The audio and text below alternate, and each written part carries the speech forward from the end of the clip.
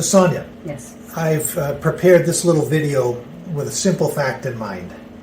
I typically do a small Burlington market report, and I've been fond of kind of dividing the town up into two markets. One of homes that have sold over $1 million, Yes. and one of homes that have sold under $1 million. And I keep tracking that in my mind.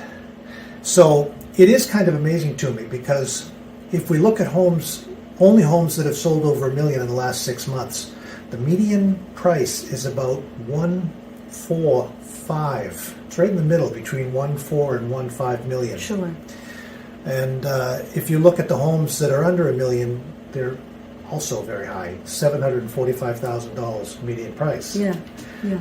Now, you're actively out there representing a lot of these homes, so I wanted to give you the opportunity to just talk about the difference between these two markets in Burlington. And I think it's really important, Mark, for people who have been living in Burlington for a long time. I think sometimes we talk about how the market is shifting or the market is changing, and I still want to drive home to people that those of you who've been living in Burlington for a number of years have really still realized an unbelievable gain in your property, right? Because the very essence of 23 years ago and now, would we even ever have been considering that we would be talking about homes with a median price of 700s and new constructions being way over the $1 million mark, right? So it is a very interesting time right now, because although we're seeing maybe a little bit of a shift or a little bit of a stall, it's still an unbelievable gain for people who've been living in the community for a long time. So Burlington's come a long way.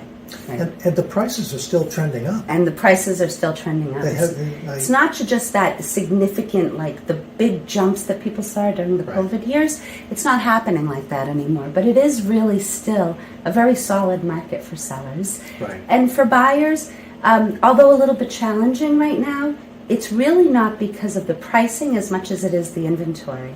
Right, so what we see right now in Burlington is we see anything under the $1 million mark, the inventory is still pretty low on that. So because the inventory is low, it continues to drive that market up.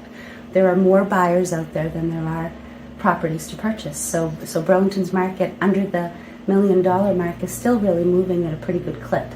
We're still seeing multiple offers in that kind of a price range. We're still seeing a home that's exposed well and marketed well and prepped for sale. I think the need for that prep for sale is unbelievably important. I don't think people really understand that Which is what Sonia does very well. Well, thank you. But I do think that we really have an obligation to tell our sellers that anybody can put a house on the market in a day, but that's not what you want to do, because you still want that exposure even when the market is driving strong and even when there are multiple buyers looking at your home. You only get, you've said this to me 23 years ago, and I'm going to say it now out loud, you only get that first chance, right? That's true. To expose yourself to the marketplace. And if you don't expose yourself properly, you're starting behind the 8 ball, really. So under the $1 million mark, a solid market, a busy market. Interest rates have altered, of course, from what we've seen.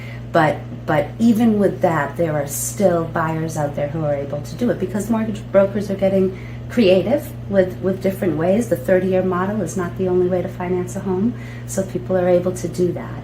Under the $1 million mark, there's really no issue.